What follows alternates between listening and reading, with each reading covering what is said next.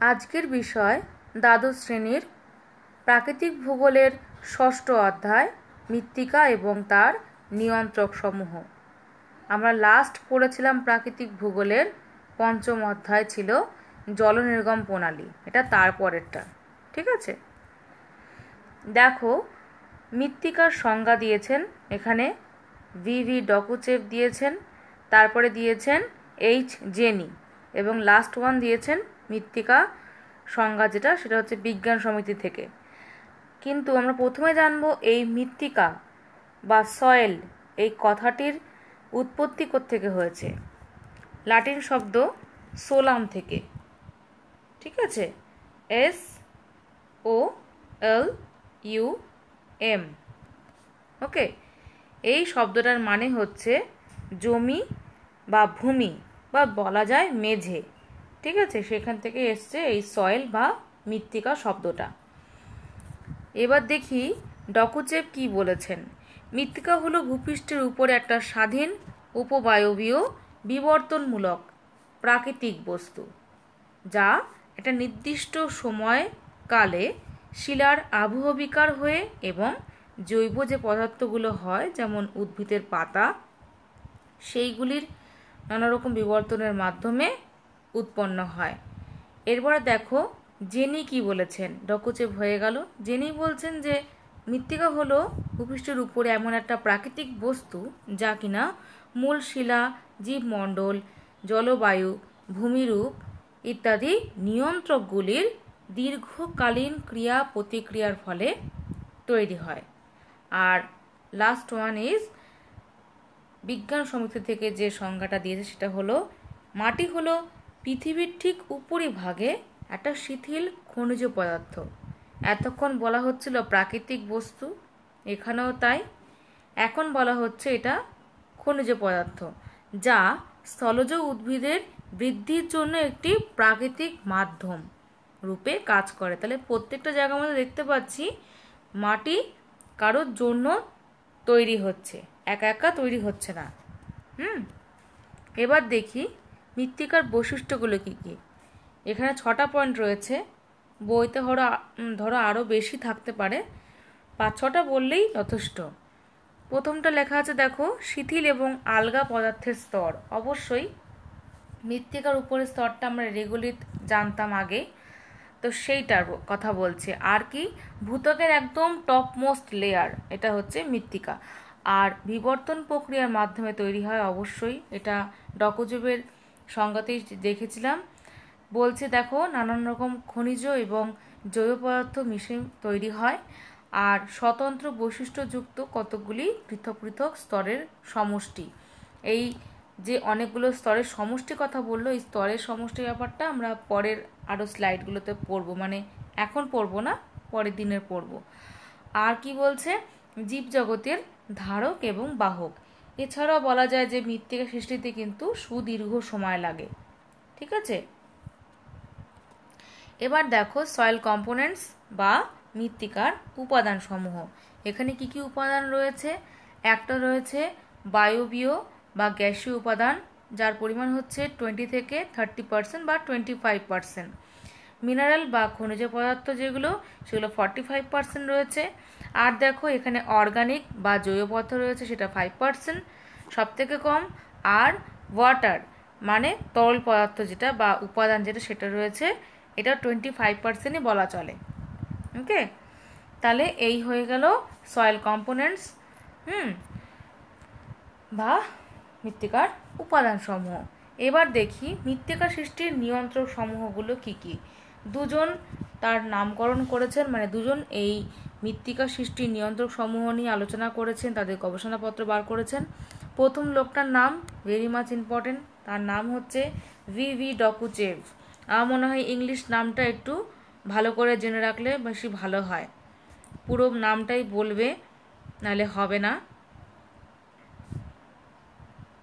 CHAEV।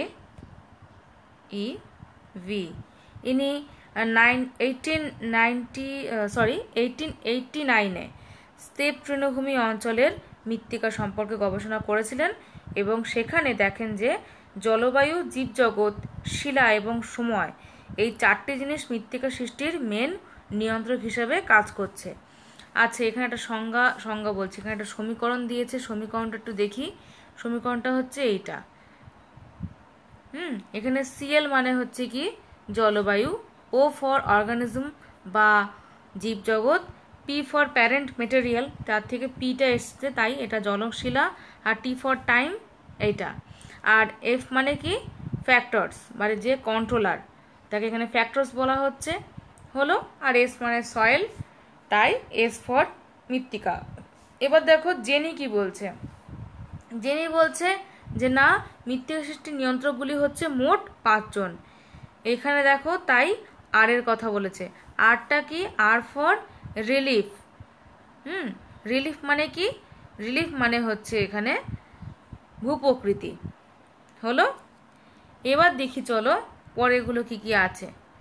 এবার দেখো মৃত্তিকার উদ্ভবের ক্ষেত্রে এই যে সবার কথা বলা হয়েছে, জলবায়ু, ভূমিরূপ, আদি মৃত্তিকা, শিলা এবং মানুষের কার্যাবলী, উদ্ভিদ, প্রাণী, এরা সবাই মিলে মৃত্তিকাকে সৃষ্টি করতে সাহায্য করছে। আমরা কিন্তু এবার নিয়ন্ত্রকগুলো ডিটেলসে জানবো। দেখো মৃত্তিকা সৃষ্টির কারণ বা নিয়ন্ত্রকগুলির কে মানে কার্যকারিতার উপর নির্ভর করে দুভাগে ভাগ করা হয়েছে। একটা হলো সক্রিয় কারণ আর একটা হলো নিষ্ক্রিয় কারণ। এখানে কারণ হিসাবে ধরা হয়েছে, কিন্তু এইগুলোই কারণ, এইগুলোই মৃত্তিকা সৃষ্টির নিয়ন্ত্রক। মানে যদি কোশ্চেন করে মৃত্তিকা সৃষ্টির কারণগুলো কি কি, বা যদি বলে মৃত্তিকা সৃষ্টির নিয়ন্ত্রকগুলি কি কি, সেগুলো ব্যাখ্যা করো, তাহলে সেগুলো কিন্তু এইগুলোই হবে। আচ্ছা, সক্রিয় কারণ। সক্রিয় কারণ দেখো কি বলছে, জলবায়ু এবং জীবজগৎ, এরা হলো মৃত্তিকা সৃষ্টির একদম সক্রিয়। সক্রিয় মানে হচ্ছে এরা অ্যাক্টিভ কজেস, ঠিক আছে, সবসময় অ্যাক্টিভ। আর মৃত্তিকা গঠনের জন্য এরা সবসময় শক্তি যোগাচ্ছে, রেগুলিতকে নিয়ন্ত্রণ করছে এবং পরিবর্তন করছে। দেখি প্রথমটা হচ্ছে জলবায়ু। এখানে একটা নাম লেখা আছে দেখো সবুজ কালিতে, যে একটোডায়নামোমরফিক। এই শব্দটা ভালোভাবে মাথার মধ্যে ঢুকি নাও। মনে রাখতে হবে জলবায়ুর প্রভাবে গঠিত যে সমস্ত মাটি তাদেরকে বলা হয় একটোডায়নামোমরফিক মৃত্তিকা। বোঝা গেল? আর জলবায়ুর এখানে দুটো উপাদান সম্পর্কে আলোচনা করব, তা হলো বৃষ্টিপাত আর 2 নম্বর হলো তাপমাত্রা। এরা দুজন প্রত্যক্ষভাবে একদম ডাইরেক্ট মৃত্তিকা সৃষ্টিতে অংশগ্রহণ করে থাকে। দেখো দেখতেই পাচ্ছ ছবি দেখে যে কীভাবে বৃষ্টিপাত এখানে অংশগ্রহণ করছে মৃত্তিকা সৃষ্টি করতে। দেখো বৃষ্টিপাতের ভূমিকাগুলো এবার কি কি। প্রথম পয়েন্টটা দেখো, যে বেশি পরিমাণ বৃষ্টি যদি হয় তাহলে পিএইচের পরিমাণটা কমে যাবে। পিএইচ মানে কি, এখানে ক্ষারকীয়তা কতটা বা অম্লত্ব কতটা সেটা মাপার একটা একক হচ্ছে এখানে পিএইচ। এখানে দেখো বলছে কি, অ্যাসিডিক বা আম্লিক প্রকৃতি হয় যখন বৃষ্টিপাত খুব বেশি হচ্ছে যে সমস্ত অঞ্চলে বা ধরাচলে বা যে সমস্ত এলাকাতে হচ্ছে। আর যেখানে বৃষ্টিপাতের পরিমাণ এখানে এরকম খুব বেশি হয় সেখানে তো উদ্ভিদের আবরণটা বেশি ঘন হবে অবশ্যই মাটিতে, তার জন্য নাইট্রোজেনের পরিমাণটাও বৃদ্ধি পাবে। আর কি বলছে, এই বৃষ্টিপাত এবং বাষ্পীভবনের অনুপাতের উপর নির্ভর করে যেখানে ধৌত প্রক্রিয়ার মাধ্যমে, ধৌত প্রক্রিয়া মানে কি, ধুয়ে যাওয়া, ধৌত প্রক্রিয়ার মাধ্যমে মুক্ত ক্যালসিয়াম অপসারিত হয়ে যায়, সেইখানে কেবলমাত্র অ্যালুমিনিয়াম এবং লোহার অক্সাইড পড়ে থাকে। সেখানে সৃষ্টি হয় কি মৃত্তিকা, পেডালফার। এখানে যতগুলো আমি সবুজ কালির কথা বলবো সেই সব কটা লাইন কিন্তু ইম্পর্টেন্ট। আর যখন তুমি লিখবে মানে বৃষ্টিপাতের ভূমিকা, জলবায়ু ভূমিকা, সমস্ত জায়গাতে কিন্তু এই যে সবুজ কালি দেওয়ার যে সেন্টেন্সগুলো আছে এইগুলো ভেরি মাচ ইম্পর্টেন্ট, এগুলো রাখতেই হবে, কখনো মিস করলে চলবে না। তারপরে দেখো কি বলছে, মরু অঞ্চলে বৃষ্টিপাত অল্প হওয়ার জন্য আবহবিকার ওখানে অবশ্যই বেশি হবে। তাহলে কি হচ্ছে, ক্যালসিয়াম, ম্যাগনেসিয়াম, সোডিয়াম এই সমস্ত রকম খনিজ পদার্থগুলো মৃত্তিকার ঊর্ধ্বস্তর থেকে টাটা বাই বাই হয়ে যায় না, ঠিক আছে, কেননা ওখানে বৃষ্টিপাত কম হয়, ফলত থেকে যাচ্ছে সবাই ওরা, তাই মৃত্তিকা হয়ে যাচ্ছে ক্ষারকীয় প্রকৃতির। বোঝা গেল? তাহলে এই জায়গাটা ছিল বৃষ্টিপাত বেশি হওয়া, এইখানটা বৃষ্টিপাত কম হওয়ার ব্যাপারটা শুনবো। লাস্ট পয়েন্টটা কি, বাষ্পীভবন অপেক্ষা যদি বৃষ্টিপাত খুবই কম হয় তখন সেখানে কি হবে, কৌশিক প্রক্রিয়া। মানে আমরা কি জানি, মাটির উপর থেকে বৃষ্টিপাত যখন হচ্ছে সেগুলো নিচের দিকে চলে যাচ্ছে, তাই তো। কিন্তু এক্ষেত্রে কি হয়, তা না হয়ে কৌশিক প্রক্রিয়া হচ্ছে নিচ থেকে উপরের দিকে চলে যাওয়া। যেহেতু উপরে বৃষ্টিপাত হচ্ছে না, তার তুলনায় বাষ্পীভবনটা বেশি হয়ে যাচ্ছে, ঠিক আছে। তাহলে তখন কি হবে, মাটির নিচ থেকে জলগুলো সব উপরের দিকে ছুটতে শুরু করবে, যেমন আমরা মৃত্তিকার কৌশিক স্তরে দেখেছিলাম সেরকম। তাহলে কৌশিক প্রক্রিয়া তখন কি হচ্ছে, কৌশিক প্রক্রিয়া মাটির নিচ থেকে উপরের দিকে ক্যালসিয়াম কার্বনেট এবং লবণ উঠে আসছে, আর উপরের স্তরে সঞ্চিত হচ্ছে সেই লবণ স্তর, তার জন্য সেখানে সৃষ্টি হচ্ছে পেডোকাল মৃত্তিকা, ঠিক আছে। তাহলে পেডালফার আর পেডোকাল এই দুটোর মধ্যে কিন্তু পার্থক্য আসে। তাই এই ক্ষারকীয়, আম্লিক, পেডালফার, পেডোকাল এই সমস্ত রকম মৃত্তিকাগুলোকে ভালোভাবে মাথার মধ্যে প্রবেশ করাতে হবে। এবার দেখি তাপমাত্রার কি ভূমিকা রয়েছে। তাপমাত্রা ছাড়া মানে আলোক রশ্মি ছাড়া পৃথিবীতে কোনো প্রাণেরই সৃষ্টি হতো না, তেমনভাবে গাছেরও দেখো সৃষ্টি হয় না, আর মাটিতেও কিন্তু তার প্রভাবটা যথেচ্ছভাবে বেশি। দেখি তাপমাত্রার ভূমিকা কি বলছে। ভ্যান হল্প এর মতে তিনি বলেছেন যে 10 ডিগ্রি সেলসিয়াস তাপমাত্রা বৃদ্ধি পেলে রাসায়নিক প্রক্রিয়ার হারও কিন্তু দ্বিগুণ বৃদ্ধি পায়। এটা মনে রাখতে হবে, এটা কিন্তু রাসায়নিক আবহবিকার কথা বলেছেন, মানে কেমিক্যাল যত রকম রিয়াকশনস আছে সব কিছুর পরিমাণ কিন্তু দ্বিগুণ হয়ে যায় মৃত্তিকার ক্ষেত্রে, যদি সেটা 10 ডিগ্রি সেলসিয়াস হারে বাড়তে থাকে। কিন্তু শীতল মরু অঞ্চলে কি হবে, শীতল মরু অঞ্চলের তুলনায় কিন্তু সেটা কম হবে। আর বলছে দেখো উষ্ণ এবং ক্রান্তীয় অঞ্চলে কিন্তু এই হারটা দ্রুত হবে। এবার দেখো অধিক যেখানে উষ্ণ অঞ্চল সেখানে মাটিতে জৈব পদার্থের পরিমাণটা একটু কম হয়। বেশি উষ্ণ হলে মৃত্তিকার যে রস থাকে, গাছপালার যে পরিমাণ থাকে তার মানে কি বলবো শোষণ ক্ষমতাটা কমে যাচ্ছে। মাটিকে বেশি যদি হট রাখা হয় তাহলে সে বেশি পরিমাণে অ্যাবজর্ব করতে পারবে না, তাই তো জিনিসপত্র, তাই সেখানে জৈব পদার্থের পরিমাণটা কম হবে, নাইট্রোজেনের পরিমাণটাও হ্রাস পাবে। আমরা আগের যে স্লাইডটা পড়লাম সেখানে দেখেছিলাম যে যত বেশি বৃষ্টি হবে তত বেশি উদ্ভিদের পরিমাণ বেশি হবে, তত বেশি নাইট্রোজেনের পরিমাণটা বেশি হবে। এখানে বলছে উষ্ণতা বেশি, তাই এখানে নাইট্রোজেনের পরিমাণটা কম। অনেকগুলো কথা একরকম টাইপের শোনাবে, তাই ভালোভাবে বইটা ফলো করতে হবে আর স্লাইডটাও দেখতে হবে। তাপমাত্রা বেশি হলে মাটিতে কাদার পরিমাণটা মানে যেমন মন্টোমোরিনোনাইট, কেলিওনাইট এই সমস্তের পরিমাণ কিন্তু বেশি দেখতে পাওয়া যায়। আরেকটা কথাও আছে, সেটা হলো সিলিকা আর সেক্সুস্কটাইট, মানে এটার উচ্চারণটা দেখবে সেস্কুস অক্সাইড লেখা আছে, বইতে দেখবে আছে, আমি এখানে আর দিইনি, সেটা মনে রাখবে। যেখানে আর্দ্র অঞ্চল সেখানে তাপমাত্রা বাড়লে সিলিকা আর সেস্কু অক্সাইড, আমি একবার তাও লিখে দেওয়ার চেষ্টা করছি, তাহলে মনে থাকবে ব্যাপারটা। দন্ত স একার, দন্ত স,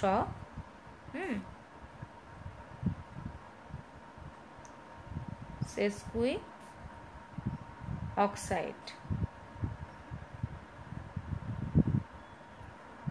আর জায়গা হচ্ছে না, ওকে। আর এর রাসায়নিক সংকেত হচ্ছে R2O3, এটা মনে রাখতে হবে কিন্তু, এই জিনিসটা কিন্তু ইম্পর্টেন্ট।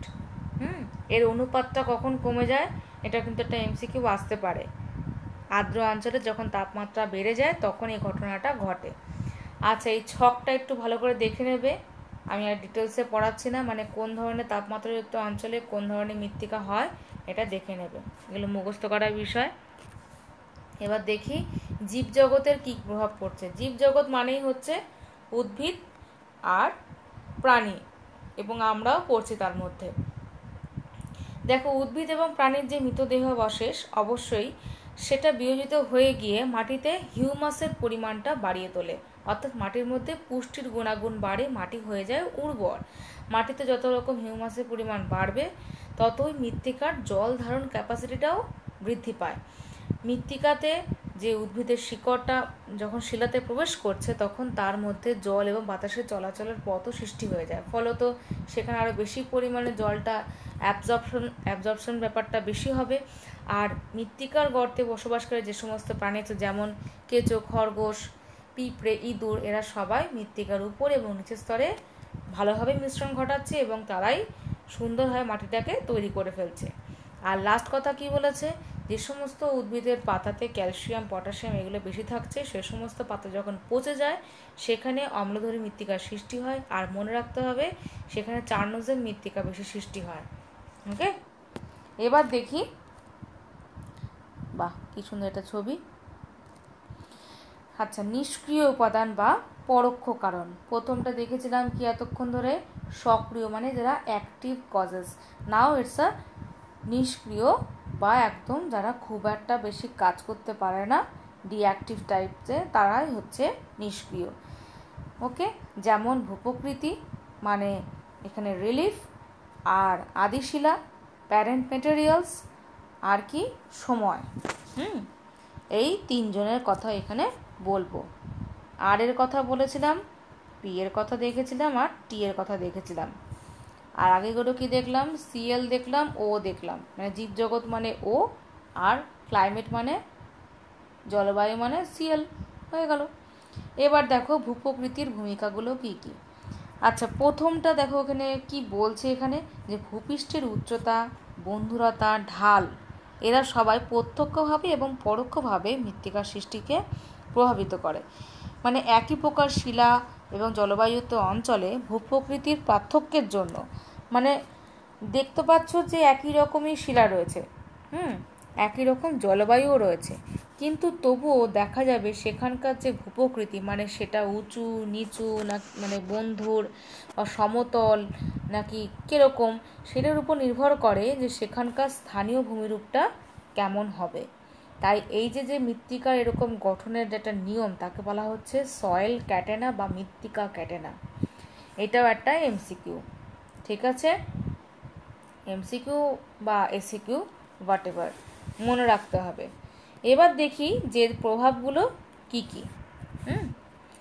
দেখো প্রথমটা কি বলছে, কঙ্কালসার মৃত্তিকার সৃষ্টি হচ্ছে কীভাবে, পাহাড়ি অঞ্চল সবাই জানি কেমন টাইপের দেখতে হতে পারে, সেখানে ভূমির ঢাল অত্যন্ত বেশি হয়। তাই এরকম যদি ভূমির ঢাল হয় মৃত্তিকা কি খুব তাড়াতাড়ি করে সৃষ্টি হবে, গুঁড়ো গুঁড়ো মৃত্তিকা? না, কারণ সেখানে ভূমিক্ষয়ের পরিমাণটা বেশি, যখন তখন ল্যান্ডস্লাইড হচ্ছে, ফলত সেখানে নবীন মৃত্তিকার পরিমাণ বেশি, এবং তার সাথে সাথে বড় বড় পাথর, বোল্ডার্স, শিলাখণ্ড সবাই মিশে একদম একটা সুন্দর মৃত্তিকা সৃষ্টি করছে, যার নাম কঙ্কালসার মৃত্তিকা, যাকে ইংলিশে বলা হচ্ছে সেকেলটাল। ঠিক আছে, এবার দেখো উচ্চ পার্বত্য অঞ্চলে যখন উত্তম জলনিকাশি ব্যবস্থা থাকে, উত্তম জলনিকাশি মানে যেখানে জলটা কখনো স্ট্যাগনেট হয়ে থাকে না, মানে বদ্ধ হয়ে থাকছে না, কোনো হ্রদে আটকে যাচ্ছে না, কোনো জলাশয়ে আটকে যাচ্ছে না, খুব ভালোভাবে জলটা পাস করে যাচ্ছে, সেখানে মৃত্তিকা হয় লালচে রঙের, মানে ঝর্ণার আকারে নেমে চলে যাচ্ছে, মানে কোথাও দাঁড়িয়ে যাচ্ছে না। আর যেখানে মধ্যভাগ অবস্থাতে মাঝারি যখন হয় জল নিকাশি অবস্থা তখন সেখানে রং হয় মাটির হলদে। আর যেখানে নিকাশি অবস্থা খুব কম, মানে যেখানে কি বলবো পার্বত্য এলাকা পেরিয়ে গেল, মধ্যবর্তী এলাকা পেরিয়ে গেল এবং নিম্ন গতি যখন চলছে, তখন কি হচ্ছে মৃত্তিকা সবুজ হচ্ছে, ধূসর হচ্ছে, এবং নীলচে ধূসর থেকে স্বাভাবিক ধূসর রঙের হচ্ছে, এত রকম রঙের হচ্ছে মৃত্তিকাটা। ঠিক আছে, এবার দেখি লাস্ট পয়েন্ট কি বলছে, উত্তর গোলার্ধে অবস্থিত